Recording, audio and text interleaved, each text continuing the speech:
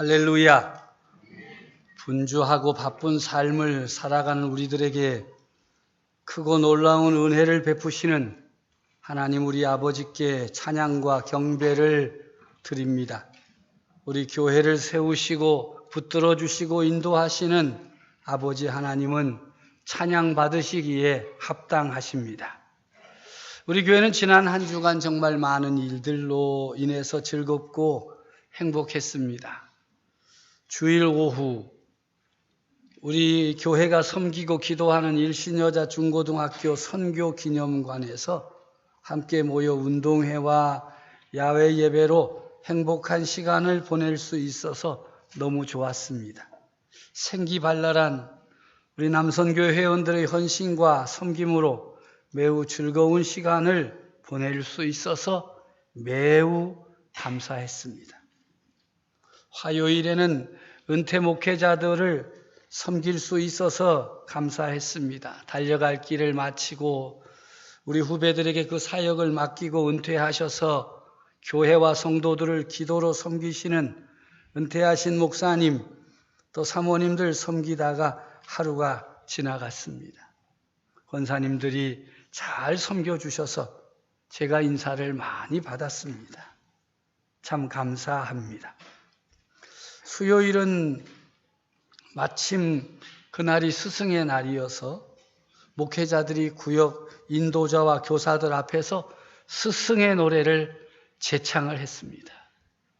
어디 가서 스승의 노래라고 한번 불림을 이렇게 불러보겠느냐고. 우리가 불러줄 테니까 여러분들 오늘 마음껏 누리라고. 근데 노래해줘도 별로 반응이 없더니 선물 주니까 완전히 표정이 달라지더만. 박수가 나오고. 그래도 감동과 감격이 있어서 너무 좋았습니다. 목요일에는 경로 관광을 다녀왔습니다. 우리 남선교회가 준비해서 어르신들 모시고 1일 관광을 잘 했습니다. 어르신들이 모두 좋아하셨어요. 이번에 처음 그 관광을 다녀오신 분이 목사님, 나이 들으니까 좋은 것도 있네요. 경로 관광도 가보고요. 그래서 함께 웃기도 했습니다. 해마다 우리 교회 남선교회가 수고를 마다하지 않고 섬겨주심에 깊은 감사를 드립니다.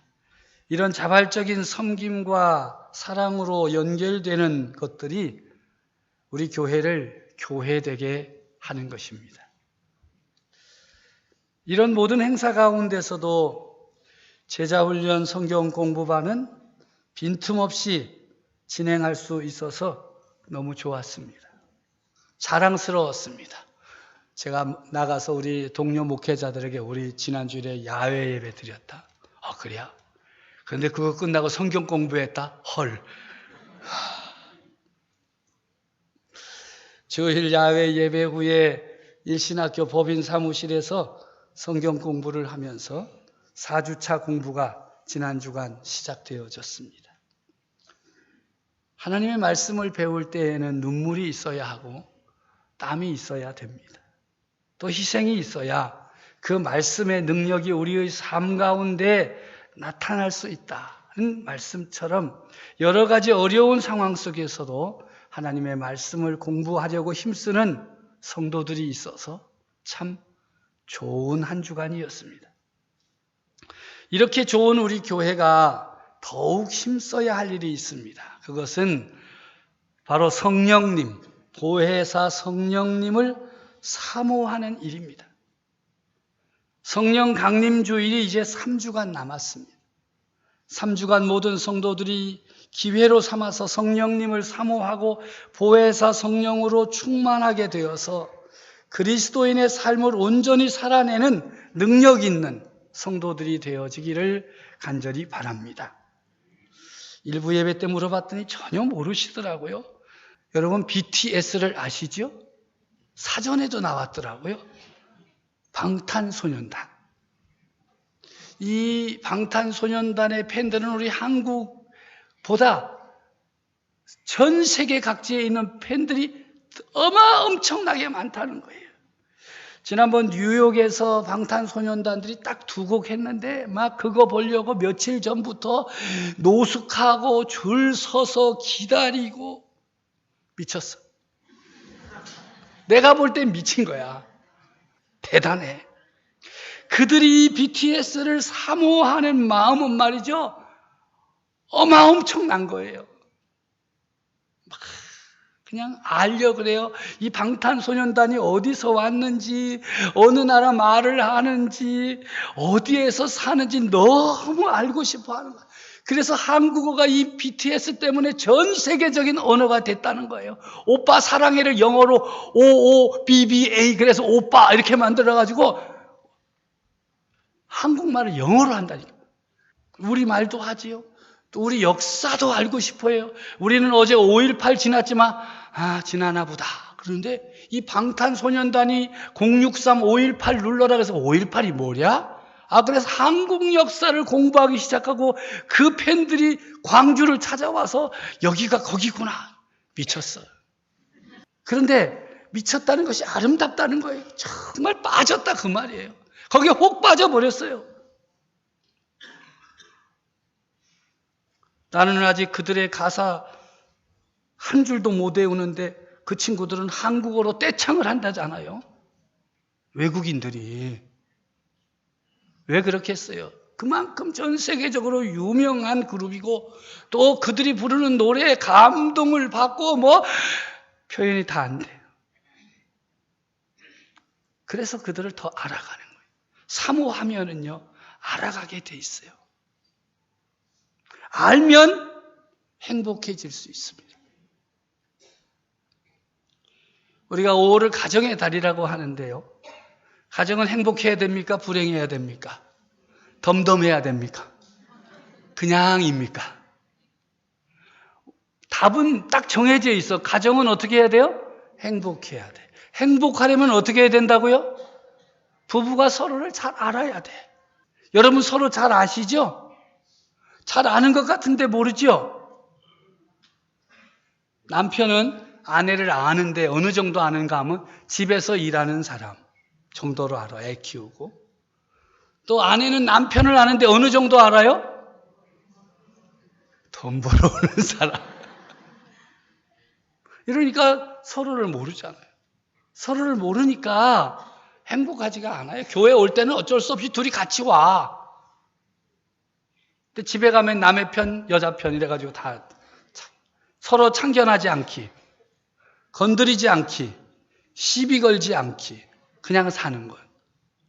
여러분들 그렇다는 게 아니라 저쪽의 사람들이 그렇다. 모른다는 거예요.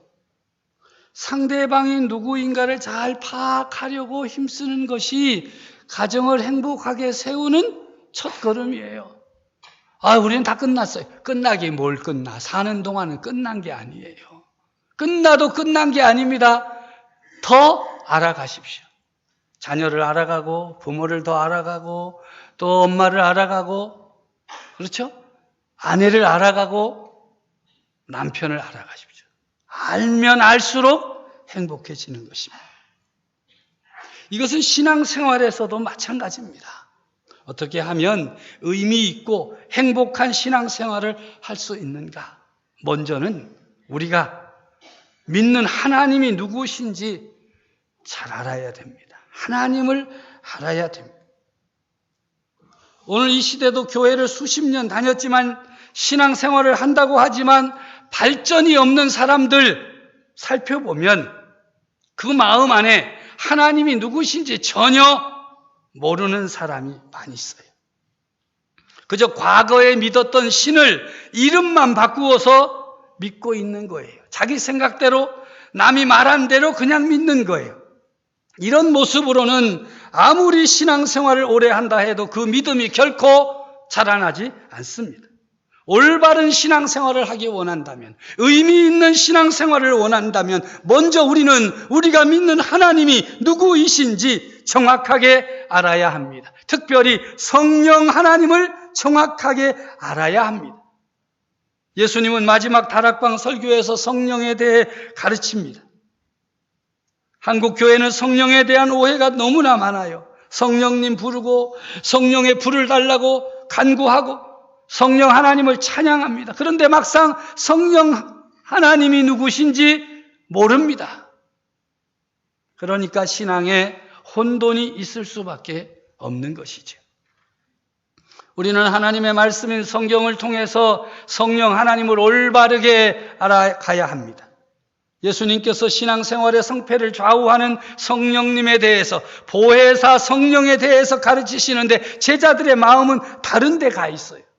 예수님께서 떠나야 한다는 사실에 놀라서 이 중요한 성령님에 대한 가르침을 받지 못하고 있습니다. 제자들 뿐이겠습니까? 우리도 똑같습니다. 하던 사업이 어려워지고 환경이 어려워지고 눈앞에 어려운 일이 닥치고 아이들이 또 속색이고 이러면 우리가 어떻게 됩니까? 하나님의 진리에 대해서 마음을 탁 닫아버립니다. 하나님 믿어봐야 소용도 없어. 몸도 아프고 애들도 안 되고 사업도 안 되고 어쩌고 저쩌고 하면서 마음의 문을 닫아버립니다. 눈앞에 벌어진 일에 너무 몰두해서 하나님이 주시는 해결책과 진리, 그 어려움을 통해 주시려고 하는 교훈을 전혀 받아들이지 못하는 거예요. 예수님께서는 제자들에게 여러 번 성령님에 대해 말씀하십니다. 그 중에 대표적인 곳이 요한복음 14장과 16장의 말씀입니다. 14장 16절에 내가 아버지께 구하겠으니 그가 또 다른 보혜사를 너희에게 주사 영원토록 너희와 함께 있게 하리라. 17절에 그는 진리의 영이라. 세상은 능히 그를 받지 못하나니 이는 그를 보지도 못하고 알지도 못함이라. 그러나 너희는 그를 아나니 그는 너희와 함께 거하심이요 또 너희 속에 계시겠습니다. 예수님께서는 예수님 이후의 일에 대해서 제자들에게 예언의 말씀을 주십니다. 성령님은 보혜사이십니다. 예수님께서 우리를 위하여 아버지 하나님께 구하면 보내주시는 또 다른 보혜사입니다. 이 말씀을 통하여 알 수 있는 것은 예수님이 우리의 보혜사이시라는 것입니다. 은혜를 베푸시고 지켜주시고 구원해 주시고 보호해 주시는 분, 예수 그리스도이십니다. 자신의 사역을 다 마치고 하나님께로 돌아가서 우리를 위하여 다른 보혜사를 보내주실 것이라는 사실을 우리에게 말씀하십니다. 또 다른 보혜사인 성령님은 우리와 영원토록 함께 하십니다. 할렐루야. 성령님은 보혜사이시며 진리의 영이십니다. 예수님을 믿지 않는 세상은 진리의 영인 성령님을 받지 못합니다. 볼 수도 없고 알지도 못하기 때문입니다. 지금도 마찬가지죠. 예수님을 믿는 그리스도인은 보혜사 성령님을 알고 성령님은 그리스도인들과 함께 거하시고 그리스도인들 가운데 계십니다. 우리 가운데 계십니다. 예수님은 왜 이렇게 하시는 것일까요? 우리를 위해서. 예수님이 아버지 하나님께로 간 후 고아처럼 버려진 신세가 될까 염려해서 이렇게 계획을 세우신 것입니다. 오늘 본문 26절 말씀에 보면 보혜사 곧 아버지께서 내 이름으로 보내실 성령, 그가 너희에게 모든 것을 가르치고 내가 너희에게 말한 모든 것을 생각나게 하시리라. 예수님께서 제자들에게 말씀하신 모든 것을 생각나게 하시는 분, 보혜사 성령님이십니다. 예수님께서 가르쳐 주신 말씀을 깨닫게 하시는 분, 바로 보혜사 성령님이십니다. 그러함으로 우리는 이 보혜사 성령님을 사모하며 살아야 하는 것이지요. 예수님께서 말씀하신 것이 무엇일까? 요한복음 16장 7절 이하에 이렇게 말씀하십니다. 그러나 내가 너희에게 실상을 말하노니 내가 떠나가는 것이 너희에게 유익이라. 내가 떠나가지 아니하면 보혜사가 너희에게로 오시지 아니할 것이요 가면 내가 그를 너희에게로 보내리니 그가 와서 죄에 대하여 의에 대하여 심판에 대하여 세상을 책망하시리라. 이것이 성령님이 하시는 중요한 사역입니다. 여기서 책망하신다는 말은 꾸짖다라는 말로 회개를 촉구하는 것입니다. 비판하고 정죄하고 쓸어버리는 것이 아니라 회개를 촉구하는 것이에요. 세상을 마구잡이로 정죄하는 것이 아니라 믿지 않는 자들에게 나아가 회개를 촉구하는 것입니다. 그런데 이때 기억해야 될 것은 성령님께서 세상을 직접 책망하는 것이 아니라는 사실입니다. 세상은 진리의 영이신 성령님을 받을 수가 없기 때문에, 볼 수도 없기 때문에 성령님의 책망을 알아차리지 못합니다. 그래서 성령님은 우리 믿는 자들에게 오시는 것입니다. 성령님께서 우리 믿는 자들을 통하여 세상을 책망하신다는 말씀입니다. 성령님이 우리를 통해 세상을 책망하시는 내용을 세 가지로 말씀드립니다. 첫째는 죄에 대하여 책망하십니다. 세상의 잘못을 정죄하고 뜯어 고치는 것이 자기의 사명이라고 생각하는 사람들이 있습니다. 물론 우리가 세상의 부조리에 대해 저항하는 것이 마땅하지만 하나님은 우리에게 세상의 죄를 일일이 지적하고 책망하라는 사명을 주신 것이 아닙니다. 그러면 어떤 죄를 책망하시는 것입니까? 16장 9절에 보면 죄에 대하여라 함은 그들이 나를 믿지 아니함이요. 성경이 말하는 죄는 바로 사람이 하나님의 명령을 수행할 능력이 전혀 없다는 것을 말씀합니다. 죄는 관역을 빗나가는 것이고 모자라는 것입니다. 우리에게는 구원 얻을 만한 능력도 없습니다. 성경이 말하는 죄는 우리 모두가 하나님을 떠나 있다는 것입니다. 우리가 죄를 지어서 죄인이 된 것이 아니라 하나님의 곁을 떠난 근본적인 죄인이기 때문에 행하는 일마다 죄가 되는 것입니다. 그러므로 하나님 앞에서 이 죄를 해결하는 방법은 오직 예수 그리스도의 십자가밖에 없습니다. 아버지의 곁을 멀리 떠난 탕자가 용서함 받고 아들이 되는 방법은 아버지께로 돌아오는 것뿐입니다. 아무리 성공하고 부유해지고 능력 있고 선을 행해도 소용이 없습니다. 그것으로 아들이 될 수 없습니다. 그것이 우리를 구원할 수 없습니다. 그래서 성령 하나님이 우리에게 오신 것입니다. 바로 우리를 통해서 믿지 않는 자들에게 다가가서 죄에 대해 회개하기를 촉구하기 위함입니다. 하나님을 떠나 살고 있는 죄인들이 하나님께로 돌아올 수 있도록 회개를 촉구하기 위해서 성령님 우리에게 오셔서 역사하시는 것입니다. 두 번째로는 의에 대하여 책망하십니다. 모든 사람의 마음속에는 의에 대한 갈망이 있습니다. 누가 완벽하게 살고 싶지 않겠습니까? 아무리 큰 죄를 지은 사람이라 할지라도 그런 소원이 있었을 것입니다. 그런데 왜 죄를 짓는 것입니까? 완벽하게 살아보려고 하다가 안 되기 때문에 인생을 포기하는 것이죠. 성경은 우리의 노력으로 하나님 앞에 완벽하게 의로워질 수 없다고 말씀하십니다. 우리는 이미 죄인으로 태어나 수많은 죄를 지었고 지금도 죄 가운데 있습니다. 의는 우리와 아무런 상관이 없습니다. 사람마다 차이가 있겠으나 하나님의 잣대로 보면 우리는 모두가 똑같은 죄인입니다. 아무리 애를 써도 하나님의 기준에는 한참 모자랍니다. 그런데 우리에게 주신 놀라운 소식이 있습니다. 우리의 노력으로 되지 않는 이 일을 믿음으로 행하는 순간 의롭게 된다는 것입니다. 사도 바울은 그 일이 어떻게 이루어지는가를 고린도후서 5장 21절에 이렇게 말씀합니다. 함께 읽습니다. 하나님이 죄를 알지도 못하신 이를 우리를 대신하여 죄로 삼으신 것은 우리로 하여금 그 안에서 하나님의 의가 되게 하려 하심이라. 아멘. 내가 십자가에서 죽어야 할 죄인임을 깨닫고 예수님의 속량하심을 믿으며 예수님을 우리의 마음에 영접하는 순간 이 세상 누구도 이루지 못할 하나님의 의가 우리 안에 이루어지는 것입니다. 할렐루야. 그 순간 하나님은 우리를 의롭다 여기시고 의로운 자녀라 선포해 주십니다. 우리는 의에 대하여 세상에 나아가 회개를 촉구해야 됩니다.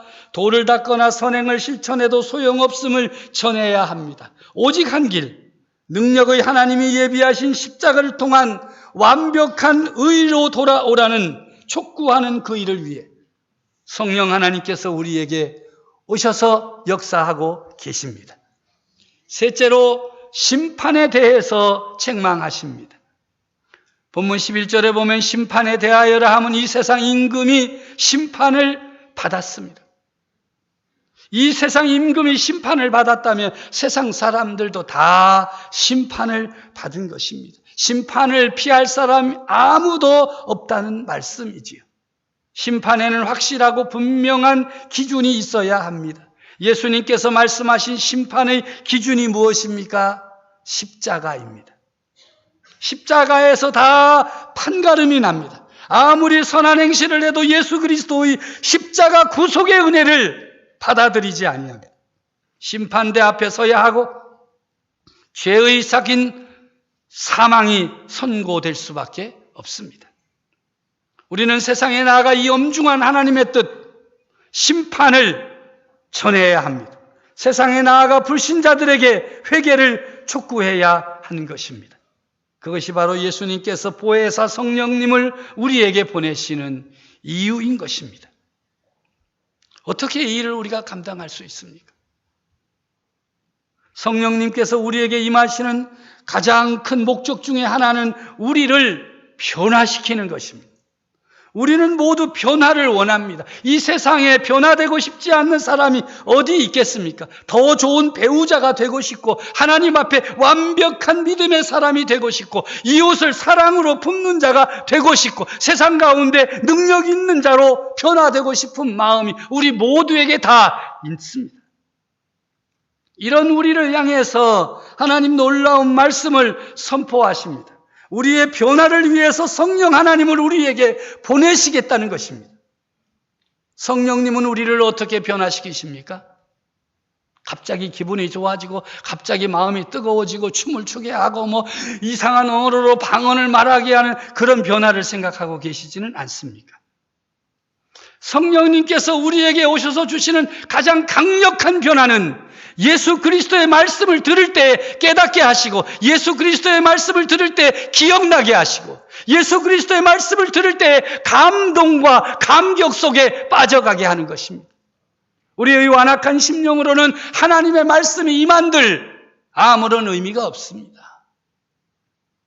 땀 흘리지도 않고 눈물도 없는데 선포되는 하나님의 말씀이 어떻게 우리에게 감동이 되며 능력이 되겠습니까? 그런데 성령님이 우리에게 오시면 성령님께서 우리 가운데 역사하시면 하나님의 말씀이 선포될 때 그 말씀을 깨달아지고 그 말씀이 기억나게 되고 우리에게 말씀의 빛을 비추어 주심으로 우리를 변화시키는 것입니다. 하나님의 말씀을 읽을 때 우리 마음에 감동을 주시기 위해서 설교를 들으면서도 그 말씀이 나를 향한 말씀인 줄 알고 그 말씀의 뜻을 깨달아 주님, 제가 주님의 뜻을 몰랐습니다. 이제 깨닫게 하신 주님의 말씀의 뜻에 순종하며 살겠습니다. 고백하는 그 마음을 누가 주시는 것입니까? 바로 성령님께서 역사해 주시는 것입니다. 성령님은 내 안에 복음의 능력이 충만하도록 변화시켜 주십니다. 십자가와 복음에는 깨달음과 능력이 있고 하나님의 말씀에는 능력이 있기 때문에 성령님의 감동으로 깨달아 알게 될 때 우리는 변화되는 것입니다. 사모하십시오.